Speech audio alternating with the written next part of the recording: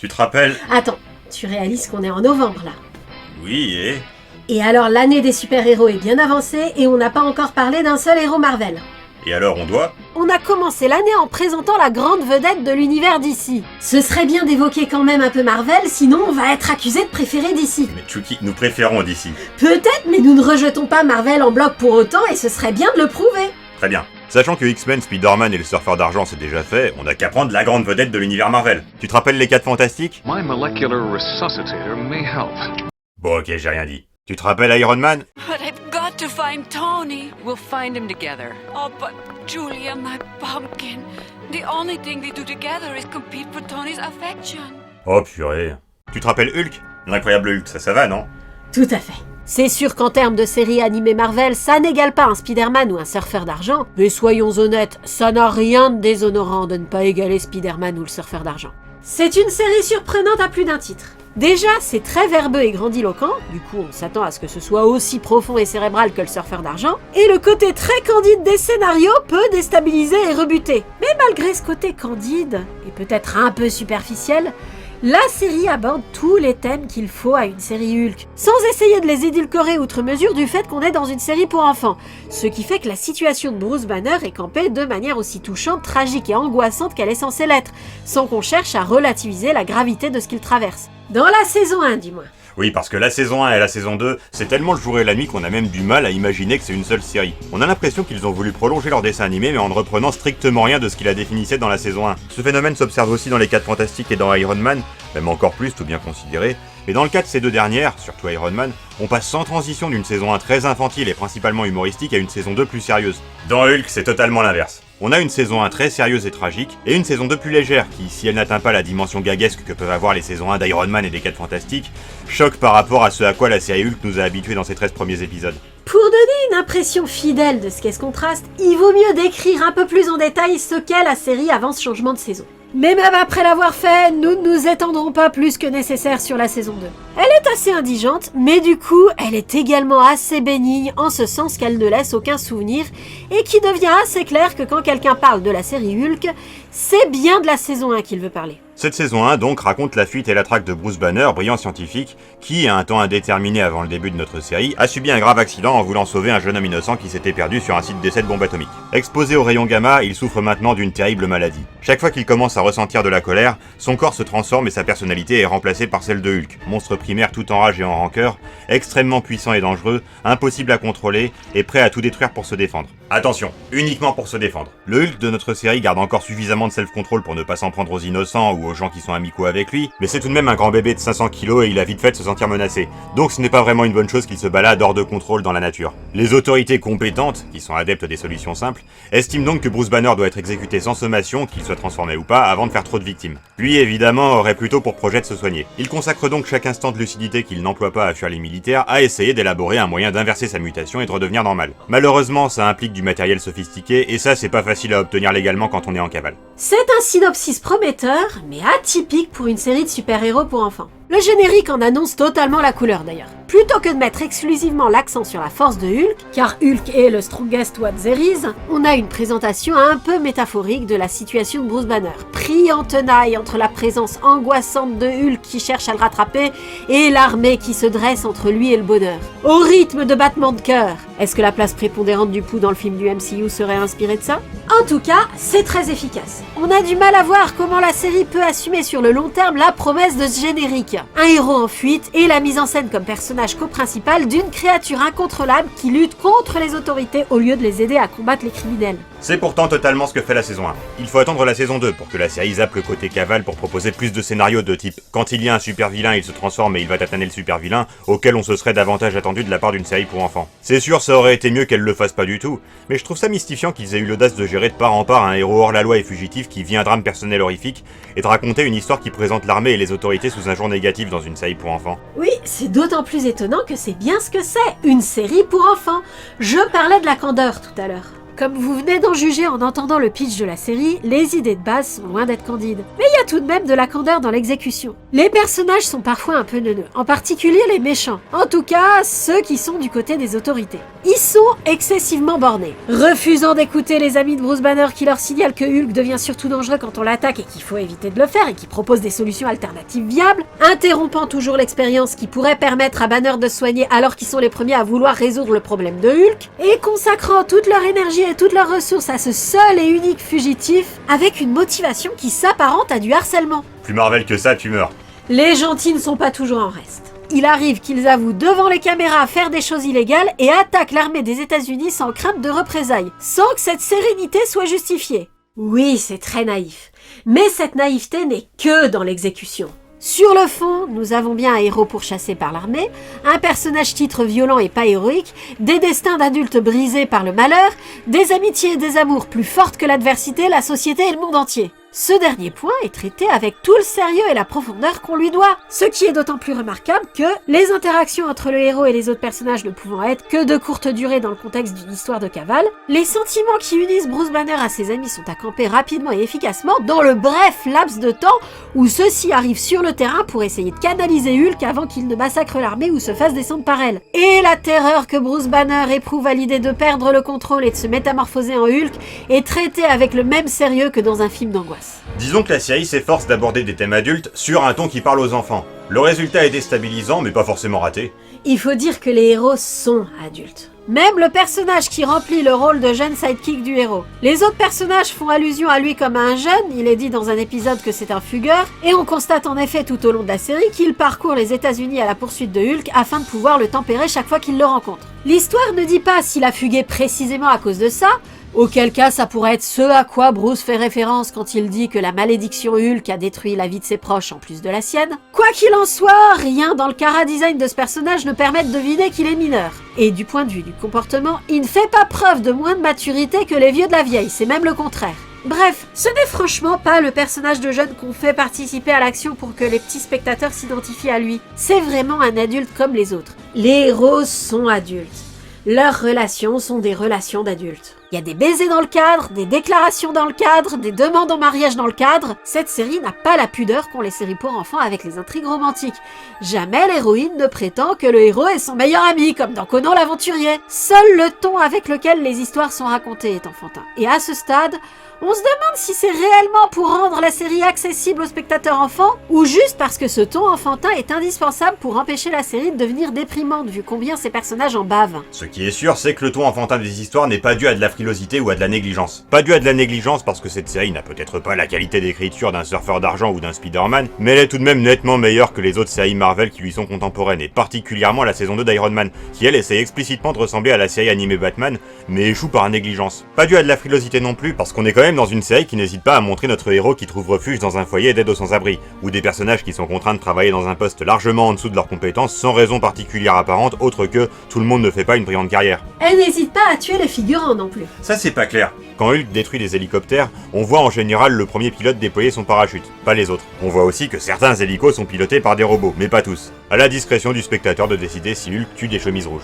Les intrigues des épisodes sont en général bien racontées. On prend le temps de nous installer la situation, de nous faire peser les enjeux, anticiper les risques, et les événements attendus s'enchaînent au rythme approprié. Il arrive occasionnellement qu'on ait l'impression de ne pas avoir tout suivi parce que les choses ont été trop vite ou n'ont pas été dites suffisamment explicitement, mais ce n'est pas assez fréquent pour qu'on décroche de l'action. Ça c'est sûr que la mise en scène est plutôt bonne, mais ce n'est pas ce qu'on retiendra en premier concernant l'écriture de cette série. Qu'est-ce qu'on retiendra en premier ? Les dialogues. On l'a dit, c'est très verbeux et grandiloquent. Les dialogues sont écrits de manière très emphatique et théâtrale. Ce jour-là, j'ai tenté de m'opposer à la destinée. Et ce jour-là... Non, j'ai perdu. Tout perdu. Normal, c'est une histoire de héros écrasés par le destin. Une vraie tragédie grecque. Le lyrisme et la tragédie font généralement bon ménage. On vous a dit que c'était déstabilisant. C'est parce qu'on s'attend à ce que ce lyrisme s'accompagne de grandes idées philosophiques comme dans le surfeur d'argent. Mais il n'est vraiment là que pour souligner l'aspect tragique. Ceci accepté, on peut profiter pleinement de l'emphase avec laquelle les choses sont formulées. Notons quand même qu'il y a de temps en temps une réplique à la formulation suffisamment incongrue pour que ça en devienne une blague involontaire. Circuit rétabli. Explosion improbable. Mais c'est pas ça qui nous empêchera d'être investis dans la série. On a vraiment vu pire dans les séries Marvel. Tu l'as dit. Mais à ce propos, d'autres séries Marvel font parfois un épisode ou plusieurs sur Hulk, et si mauvaise que soit la série qu'il contient, l'épisode sur Hulk est en général bon. Ça tend à prouver que Hulk est un bon concept. De l'aveu du créateur, Stan Lee évidemment, il s'agissait de faire un mix entre le concept de la créature de Frankenstein, rejetée à cause de sa différence, incomprise et violente à cause de ça, et celui de l'étrange cas du Dr Jekyll et de Mr Hyde, le héros noble et bon habité par une seconde personnalité dangereuse. Le mélange fonctionne bien, il y a matière à raconter des histoires à la fois angoissantes et émouvantes, tout en faisant quand même une série d'actions avec tout un tas de trucs qui explosent, mais avec une dimension mature imposée par le sujet. La série n'est pas à suivre. Pas vraiment.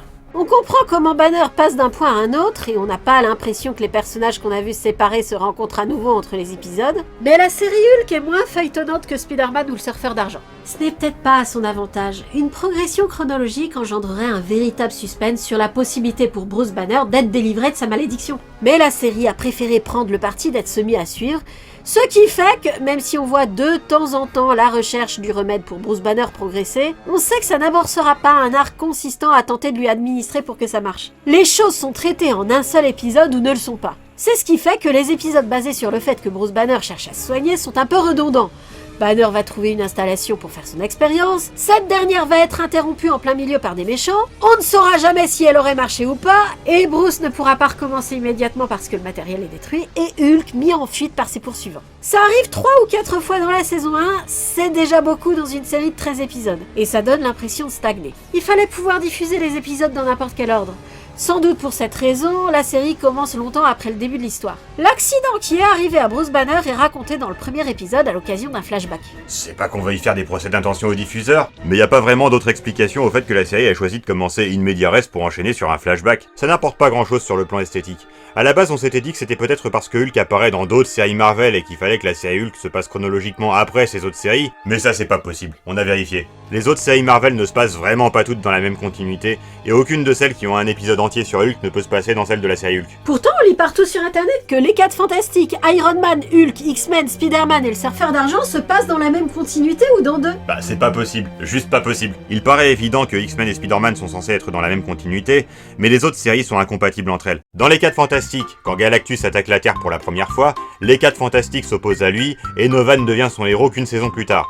Dans le Surfeur d'Argent, seul le Surfeur s'oppose à lui, et Galactus recrute Nova tout de suite en se repliant. Dans les 4 Fantastiques et dans Iron Man, personne ne sait que Bruce Banner est Hulk, et il peut du coup circuler librement en tant que Bruce Banner et rencontrer des confrères scientifiques sans être traqué par l'armée. Sans compter qu'on assiste à son origin story dans Iron Man, et elle se passe pas tout à fait pareil que dans la série Hulk, elle est calquée sur le comic dans Iron Man, et un peu ajustée dans la série Hulk. Dans les 4 Fantastiques, Miss Hulk fait déjà partie des Avengers avant que les 4 Fantastiques rencontrent Hulk pour la première fois, alors que dans Hulk, elle est créée par le Dr Doom, ou Dr Fatalis si on préfère, alors que Bruce Banner connaît déjà les 4 Fantastiques. Dr Doom que Hulk rencontre pour la première fois de façon mutuellement exclusive dans chacune des deux séries d'ailleurs. Dans Spider-Man, Ben Reilly n'existe pas en même temps qu'Hydro-Man, alors que les deux apparaissent dans le même intervalle de temps dans les 4 Fantastiques. Dans Spider-Man, Iron Man ne peut pas vivre sans son armure, alors que dans Iron Man si, vu qu'on a transformé son histoire de shrapnel dans le cœur en une histoire de risque de paralysie. Et qu'est-ce qui prouve qu'Iron Man ne se passe pas dans la continuité du Surfeur d'Argent?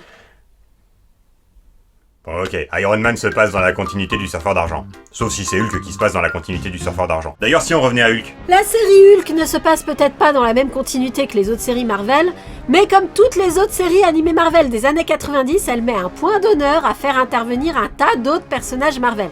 Iron Man et Thor passent encore, c'est quand même parmi les Avengers les plus connus, mais le Ghost Rider, j'avoue, je ne l'avais vraiment pas vu venir. On ne le connaissait que de nom avant de le voir dans Hulk. J'avoue que son apparition fait regretter qu'il n'ait pas eu sa propre série. La série ne casse pas que des super-héros Marvel. Elle casse aussi toutes sortes de personnages secondaires et de méchants. L'un des méchants principaux par exemple est la Gargouille, le méchant du tout premier comic Hulk, qui n'apparaît que dans ce comic en tout et pour tout me semble-t-il. Dans le genre référence improbable, cette série se pose là. Si on veut parler des méchants, il faut présenter les personnages, et mieux vaut commencer par le héros. Ok, mais le héros c'est qui? C'est Bruce Banner ou c'est Hulk?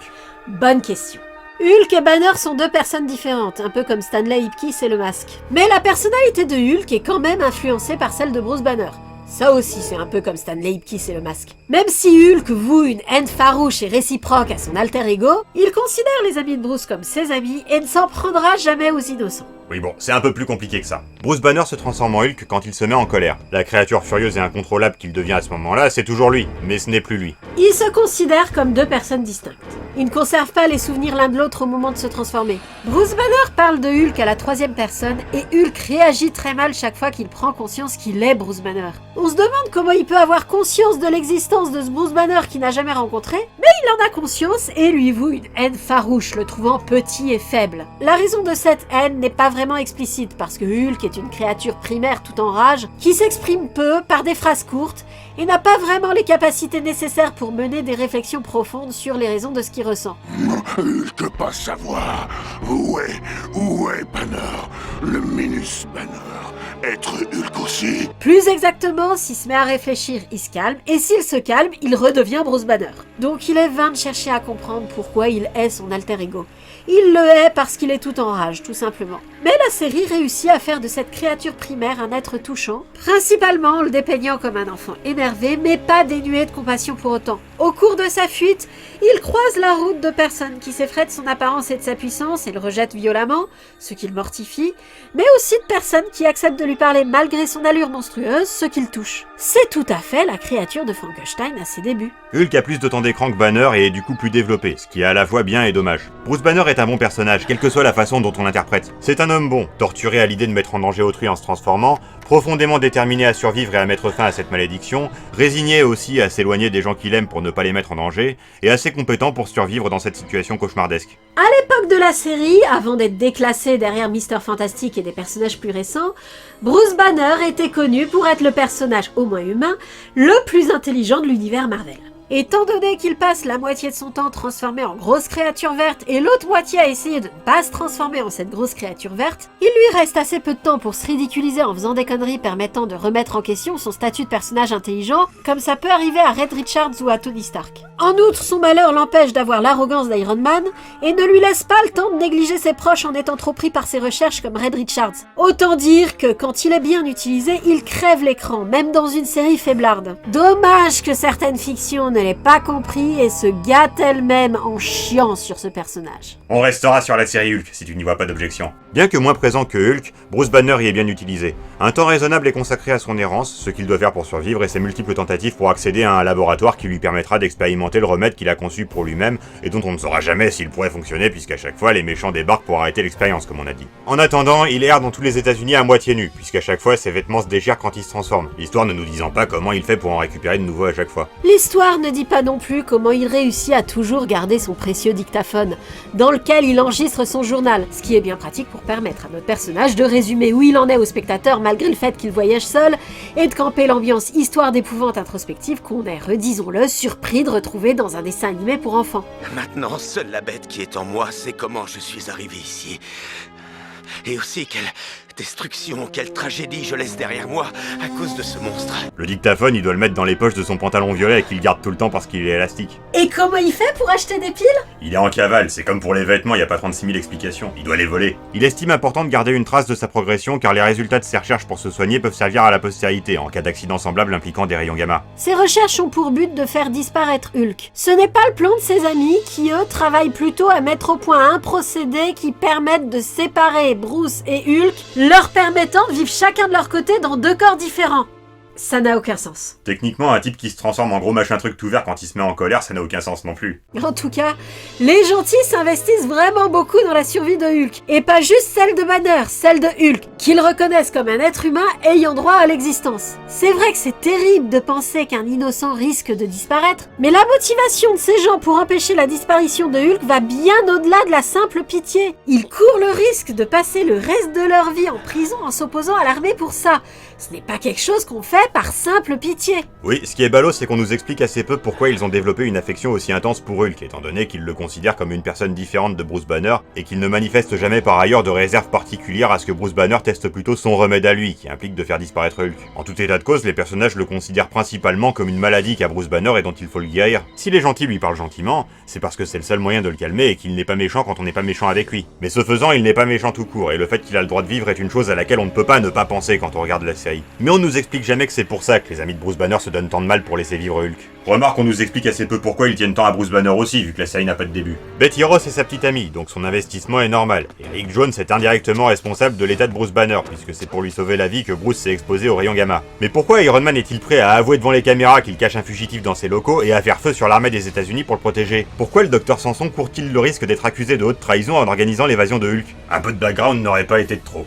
C'est un des symptômes de la volonté de la série d'introduire le plus de personnages Marvel possible. On les introduit, mais ils sont si nombreux qu'il reste assez peu de temps pour faire des flashbacks sur ceux qui doivent à Bruce Banner ou à Hulk pour que ça vaille la peine de finir leur vie en prison. Pour des super-héros vraiment connus comme la Chose ou Iron Man, on n'a pas forcément besoin d'explications. Mais pour Doc Samson, qu'on ne connaissait absolument pas avant de voir la série et sur lequel les dialogues n'expliquent quasiment rien, c'est assez incongru. Par contre, on développe correctement la relation de Hulk à Betty Ross et Rick Jones, qui sont quand même les deux plus importants. Betty Ross est à la fois la petite amie de Bruce Banner et sa collègue, qui travaillait avec lui sur le projet impliquant des rayons gamma qui a causé l'accident. C'est également la fille du général qui supervise la traque de Hulk. Elle est donc à la fois celle qui espionne les méchants pour protéger le héros, celle qui est partagée entre les deux hommes qu'elle aime, et celle qui supervise les recherches pour séparer Bruce Banner et Hulk. Enfin, avec le Doc Samson, mais lui on vous a déjà dit que c'était plus un figurant qu'autre chose. Celui qui n'est pas un figurant, c'est Rick Jones. C'est le jeune homme un peu étourdi qui a un jour trouvé très intelligent d'aller se balader sur un terrain d'essai nucléaire, obligeant Bruce Banner à venir l'extirper de là avant le début de l'essai, qu'un sabotage a rendu impossible à interrompre. On a évoqué cette scène plusieurs fois depuis le début de la vidéo, mais on ne l'a pas raconté en détail jusqu'à présent. Grâce à l'intervention de Bruce Banner, Rick Jones a pu être mis en sécurité dans l'abri anti-rayon gamma, mais son sauveur n'a pas eu le temps de s'y glisser à sa suite avant que la porte se referme. C'est comme ça qu'est né Hulk, et c'est comme ça que Rick Jones s'est retrouvé à parcourir les États-Unis avec sa moto pour poursuivre le mastodonte vert et le convaincre chaque fois qu'il le retrouve de ne pas se faire mal et de ne pas faire de mal aux autres accidentellement. C'est assez étrange que les adaptations zappent si souvent cette partie de l'origin story de Hulk, vu que ça campe facilement Bruce Banner comme un personnage héroïque, et que ça introduit un personnage secondaire avec une relation intéressante au personnage titre. On sait assez peu de choses sur Rick Jones. Il est qualifié de fugueur au détour d'un dialogue, mais on ne sait pas s'il en était déjà un avant l'accident de Bruce Banner ou s'il a fugué justement pour partir à la poursuite de Hulk. On ne développe pas plus que ça son éventuel sentiment de culpabilité dû au fait d'être à l'origine de l'accident. Rick Jones est avant tout quelqu'un de positif, qui se focalise sur les sentiments positifs, et sa motivation est plus la reconnaissance qu'il ressent envers celui qui lui a sauvé la vie qu'un sentiment de culpabilité non constructif qui aurait au fait de le miner et de le rendre inapte à remplir la mission qu'il s'est fixée. Il vaut mieux qu'il se ménage en effet, car Betty étant la plupart du temps mobilisée par la recherche du remède pour Bruce avec le Dr Samson, elle n'est pas toujours disponible pour poursuivre Hulk sur le terrain, s'interposer entre lui et les autres, et éviter soit qu'il fasse des victimes, soit qu'il soit tué par les autorités ou par un justicier de passage. Cette mission revient donc à Rick Jones, qui est le seul à être pleinement disponible. Les coupures sur Betty et Samson qui travaillent sur le remède pendant l'action, ça a beau être l'un des seuls trucs un peu feuilletonnants de la série, ça fait un peu et pendant ce temps-là au Parti communiste du coup. Rick s'attelle à cette tâche de bon cœur, étant donné que c'est la seule chose qu'il puisse faire pour aider Bruce. Rick est présenté comme jeune, mais il se conduit avec autant de maturité qu'un adulte. Il a même plus de maturité que bien des adultes de cette série, comme on a dit. C'est surtout sa positivité qui le fait paraître plus jeune que les autres. Cette bécane est encore plus mal en point que ma vie amoureuse. Il a plus de maturité que bien des adultes de cette série. Vous aurez compris qu'on parle des fameuses autorités militaires qui poursuivent Hulk. On n'aura jamais fait plus Marvel que ces adultes-là. Quand nous parlons de la tendance chez Marvel pour les personnages secondaires de se comporter comme des connards pour montrer que l'univers Marvel est un univers réaliste où les gens sont petits humainement et ne voient pas plus loin que le bout de leur nez, on a tendance à citer le personnage de Jonah Jameson, qui malgré la tentative de la série animée Spider-Man de lui donner des motivations un peu plus défendables, s'acharne à discréditer Spider-Man parce qu'il est jaloux de ses super pouvoirs. Eh bien croyez-moi, il y a moyen de se demander qui est pire entre Jonah Jameson et le général Thaddeus Ross, père de Betty et chef des opérations visant à capturer Hulk. D'autant que le général Ross, lui, n'a pas fait l'objet d'une idéalisation au moment du passage à l'écran. On pourrait penser qu'il est réellement préoccupé par le danger que représente Hulk. Et d'ailleurs, il en parle souvent. Mais il dit également, très explicitement, que sa motivation pour le capturer, c'est que l'incident à l'origine de la transformation de Bruce Banner, qui a eu lieu sur une base gamma qui était sous sa responsabilité, lui a fait perdre une étoile et qu'il faut qu'il passe sa colère sur quelqu'un. J'aurai ma revanche. Je l'aurai même si pour cela je dois reprendre mon étoile en la découpant dans l'affreuse peau verte de Hulk. Juste pour ça, il fait preuve vis-à-vis de Bruce Banner d'une haine et d'un acharnement qui dépassent largement les limites du raisonnable. D'autant plus déraisonnable qu'en fait son ressentiment n'est pas plus sincère que ça. Le jour où il part à la retraite, toute sa rancœur s'envole par magie. Ça c'est la saison 2 n'a aucun sens, donc on va pas en tenir compte. Mais pas besoin d'aller jusqu'à la saison 2 pour démontrer que le général Ross va trop loin. À la fin de la saison 1, il perd tellement la boule que les autres connards de la série révisent leur connardise, parce qu'ils voient où ça mène d'être un connard. La série a beau mettre en scène l'attitude typique des figurants Marvel sans chercher à l'atténuer, elle ne présente pas ça comme quelque chose de banal, mais comme quelque chose de pathologique. J'apprécie. Quand tu dis que les autres connards de la série révisent leur connardise, tu parles surtout d'un seul personnage, Glenn Talbot, le rival de Banner en amour, ou plus exactement celui qui espère se taper Betty Ross pendant que son fiancé est en vadrouille poursuivi par l'armée. Lui non plus, on ne cherche pas spécialement à lui donner des raisons défendables d'agir. Il veut abattre Banner parce qu'il s'imagine que Betty lui tombera dans les bras après, c'est tout. Chaque fois qu'on le voit, il se montre borné et incapable de réfléchir au-delà de ses préoccupations immédiates. Rien ne le prédestine à avoir une rédemption à la fin. Ok, il a subi une attaque mentale du Ghost Rider, dont le pouvoir est de faire ressentir à autrui le poids de ses mauvaises actions, et cette attaque l'a amené pendant quelques minutes à regretter ses méfaits. Mais cette anecdote est sans conséquence, puisqu'il reprend son comportement égoïste à l'épisode suivant. Son changement d'attitude est donc vraiment entièrement dû au spectacle que lui donne le général Ross quand il pète les plombs. Ce qui n'est franchement pas inintéressant et figure parmi les points qui rendent la série appréciable. Si Talbot est le seul à être utilisé pour montrer que la folie de Ross convainc les autres méchants d'être meilleurs, c'est parce que l'autre second du général Ross, l'agent Gabriel, est... comment dire ça poliment? Inutile ? Oui, inutile. C'est un agent du SHIELD, il est imposé comme second à Ross pour que le SHIELD ait un pied dans les opérations consistant à capturer Hulk, mais une fois qu'il est là, il ne fait plus jamais rien. Chaque fois qu'on le voit entreprendre une action, elle rate. Par contre, il est très content de lui-même, et toujours à dire que tout va bien, que vu que la situation ne peut pas être pire, elle ne peut que s'améliorer. En fait, c'est simple, ce type c'est David Goodenough.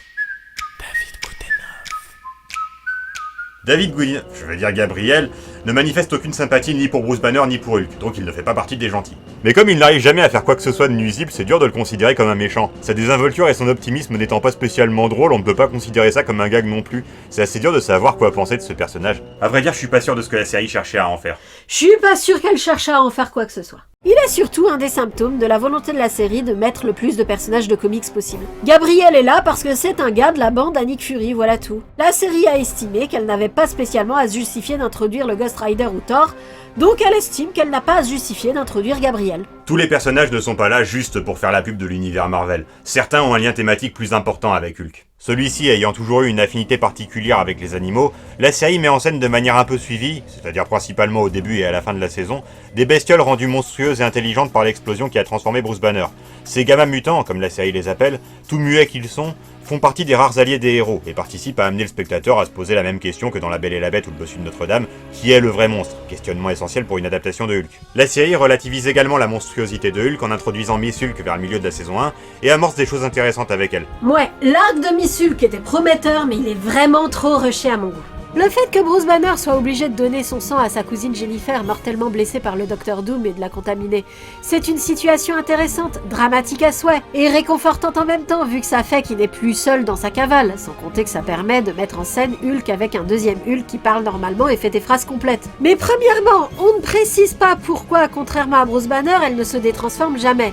C'est clair qu'elle n'en a pas l'intention, mais ça ne fait pas vraiment l'objet de dialogue entre elle et Bruce. La question sera vaguement abordée dans la saison 2, mais la saison 2 n'a aucun sens, alors j'en tiens pas compte. Deuxièmement, on ne précise pas quel type de fille était Jennifer, et pourquoi ce serait triste pour elle de redevenir humaine. Je ne sais pas, elle m'avait pas franchement l'air spécialement mal dans sa peau, la seule chose qu'on sait d'elle, c'est qu'elle s'habille sport quand elle est seule chez elle. Après tout, on sait jamais quand son cousin en cavale va débarquer, poursuivi par l'armée et les super vilains, vous amener à être blessé, et vous donner du sang qui vous transformera en gigantesque créature verte. Troisièmement, bien qu'elle soit beaucoup plus maîtresse d'elle-même que Hulk, on laisse quand même fortement entendre qu'en tant que Miss Hulk, elle n'a pas toute sa tête elle non plus. Ok, elle est érotomane au lieu d'être violente, mais ça en fait pas quelqu'un de très engageant quand même, et ça justifie le désir de Bruce Banner de la guérir. Donc, je vois pas pourquoi les autres personnages encouragent Bruce à respecter son désir de ne pas être soigné, et je vois pas non plus pourquoi le spectateur devrait être convaincu qu'ils ont raison.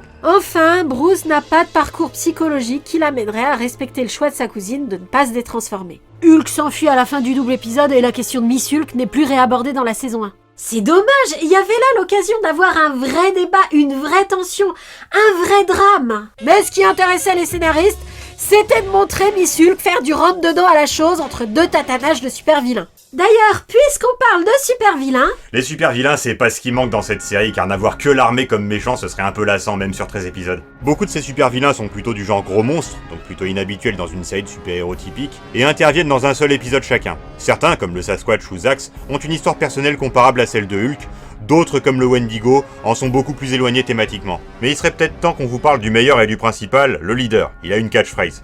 Ainsi parle le leader. Attends, mais c'est Mayolek. Ainsi parle le leader. Un dieu virtuel parmi ces médiocres petits humains. Un dieu virtuel parmi ces médiocres petits humains. C'est Mayolek. Blague à part, le leader est le personnage qui donne le ton à la série. Il fait des tirades emphatiques et grandiloquentes qui n'ont pas pour but de le rendre classe, mais inspirent quand même suffisamment de malaise pour que ce ne soit pas purement comique non plus. Ça surprend, mais ça fonctionne. À partir du moment où ce personnage a été introduit, c'est-à-dire dès le premier épisode, on ne trouvera plus incongru d'entendre les héros exprimer leur détresse en des termes extrêmement verbeux sans pour autant être très cérébraux. On a admis, grâce au leader, que la série était comme ça. Un peu légère sans pour autant être trop superficielle, mais en même temps un peu sinistre sans pour autant être trop sérieuse. Il n'intervient pas tout le temps, mais il est le méchant le plus régulier. Il faut dire qu'il est un peu le Nega Ninja. Il a été contaminé par des déchets laissés par l'expérience qui a causé la transformation de Bruce Banner. Il était le saboteur qui a provoqué l'accident d'ailleurs. Il ne se détransforme jamais, mais au lieu de le rendre grand, vert et incontrôlable, ça l'a laissé maigre, mais super intelligent. Super intelligent, vraiment. Super intelligent et complètement fou. Ce qui fait qu'on n'a pas l'occasion de juger de son vrai niveau d'intelligence, et pas non plus trop d'occasion de se dire qu'il n'est pas si intelligent que ça en fait. Les super génies sont très casse-gueule pour la fiction, alors les scénaristes se trouvent toujours des petits trucs de ce genre pour éviter d'avoir à montrer le vrai niveau intellectuel du personnage. Pour le leader, on l'a rendu complètement mégalo et aveuglé par son orgueil, ce qui fait que son jugement peut être erroné sans qu'on attribue ça à un authentique manque d'efficacité de son super cerveau. Son but est de voler la force de Hulk. Littéralement. Lui et Hulk ayant tous les deux muté par les rayons gamma, il pense qu'un transfert de pouvoir de Hulk à lui est possible. On voit 2 ou 3 fois que ça le serait effectivement. Mais à l'instar de toutes les tentatives de Bruce Banner pour se soigner, le processus est presque toujours interrompu avant d'aboutir. Et la fois où il aboutit, on constate qu'il a de graves effets secondaires sur le leader de toute façon. Le leader est entouré de créatures mutantes qui lui sont entièrement dévouées, dont l'abomination que le film du MCU a fait connaître au grand public. Il en a créé la plupart, mais il y en a un qu'il a juste recruté en lui faisant des promesses qu'il n'a pas l'intention de tenir, la Gargouille. La Gargouille est le tout premier super vilain jamais affronté par Hulk dans les comics. Mais ça, on l'a déjà dit. À part la partie origin story, la première histoire de Hulk, où Bruce Banner et Rick Jones sont enlevés par la Gargouille qui travaille pour les Russes, mais le convainc de le relâcher en échange d'un remède contre la mutation qui l'a rendu difforme mais super intelligent, n'est pas forcément une très bonne histoire. Mais c'est pas pour autant que la Gargouille n'est pas un concept très porteur. Exposé à des radiations comme Hulk et le leader, il a donc muté au point d'avoir cette forme hideuse qui le complexe énormément. La série animée ne réintroduit pas l'histoire de la super intelligence obtenue en contrepartie de la laideur, ça ferait double emploi avec le leader, mais on constate tout de même que le leader fait appel à ses compétences en ingénierie qui sont suffisamment précieuses pour qu'on le garde comme sbire malgré son évident manque de motivation. La Gargouille pense, probablement à raison, que Bruce Banner, étant un spécialiste des rayons gamma et ayant de surcroît continué ses recherches clandestinement dans l'espoir de guérir, saura trouver un remède à sa difformité. Il aide donc le leader à traquer et à capturer Hulk et espère en contrepartie qu'une fois que le leader aura récupéré la puissance de Hulk, il imposera à Banner de rendre un visage humain à la Gargouille. Sauf que la plupart des procédés employés pour pomper l'énergie de Hulk et l'injecter au leader ont pour effet, s'ils sont menés à terme, de tuer Hulk et Banner avec lui. Dès le premier épisode, la Gargouille se retrouve donc obligée de trahir le leader dont les intérêts ne sont pas compatibles avec les siens. Mais ces deux-là n'étant pas vraiment efficaces chacun dans leur coin, ils ont beau se séparer plusieurs fois au cours de la série à cause de leur difficulté à se supporter et à se faire confiance, ils finissent toujours par se résoudre à retravailler ensemble à cause de leur incapacité à travailler en solo. Les motivations de la Gargouille sont principalement traitées sous l'angle de la comédie, mais pas seulement. Dans l'épisode avec Thor, qui est médecin dans son identité civile,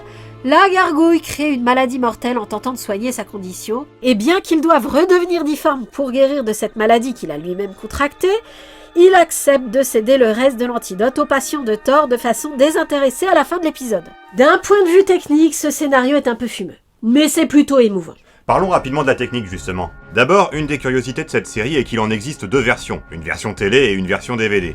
Outre que la VF diffère entre ces 2 versions, le Conseil de sécurité des Nations Unies qui s'est réuni hier en urgence somme officiellement le Dr Von Doom de se rendre. Nous apprenons que le Conseil de sécurité de l'ONU vient d'émettre un ultimatum exigeant la reddition du Dr Von Fatalis. Certaines images sont modifiées. Par exemple, dans la version DVD de cette scène avec Hulk et Rick Jones, non seulement Rick Jones est inexplicablement absent et Hulk est appuyé contre rien, mais la position des rails et l'animation des ombres sont différents. Ce sont donc bien 2 versions différentes de la même scène et pas juste une retouche pour l'édition DVD. Ces différences sont rares, nous n'en connaissons ni le nombre exact ni la cause, mais c'est notable. De manière plus générale, le dessin de la série est joli, mais c'est pas le meilleur qu'on ait vu dans ce type de série. Le contraste entre les décors et les éléments animés est plus flagrant que dans le Surfeur d'argent. Et dans le Surfeur d'argent, il y avait pourtant des éléments en CGI. Dans la plupart des séries Marvel que nous avons évoquées en début de vidéo, il y a un fort changement graphique entre les deux saisons. Mais ici, c'est moins flagrant. C'est surtout au niveau des scénarios que le contraste est évident. Tu crois pas qu'on devrait quand même en parler un peu de cette saison 2 ? Je sais pas si c'est très utile. Elle n'est même pas scandaleuse. Elle ne gâche rien de ce qu'on a vu dans la saison 1.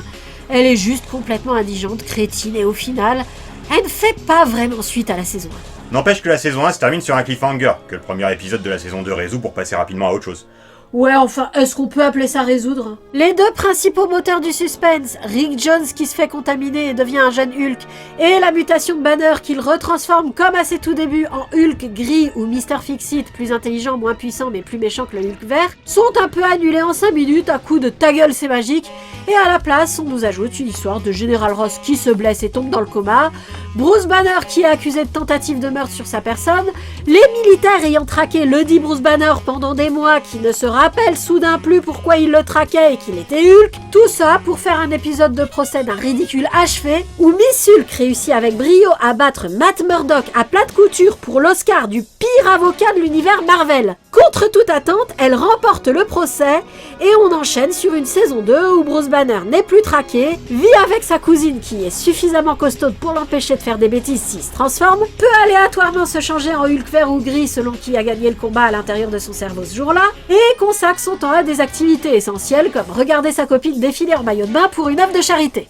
Non, je déconne pas. Pour cette saison 2, ils ont mis un accent démesuré sur l'humour et la légèreté, et ont pour cela renoncé à l'enjeu principal de la saison 1. Vu que le fait que Hulk existe ne dérange plus personne, Banner ne cherche plus à se soigner.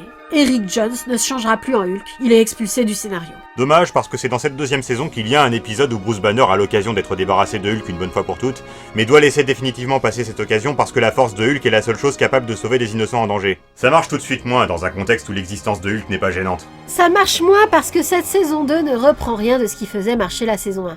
Les épisodes sont ennuyeux, bénins mais ennuyeux. On n'a pas franchement besoin de regarder cette saison 2, ni d'y penser, c'est juste un non-événement. La série, la vraie série, est constituée de la saison 1 et voilà tout. Pour avoir su traiter un sujet sombre tout en respectant les impératifs de la télévision pour la jeunesse et avoir réussi à le faire sans négliger les aspects les plus sérieux de ces thématiques, l'incroyable Hulk mérite qu'on s'en souvienne.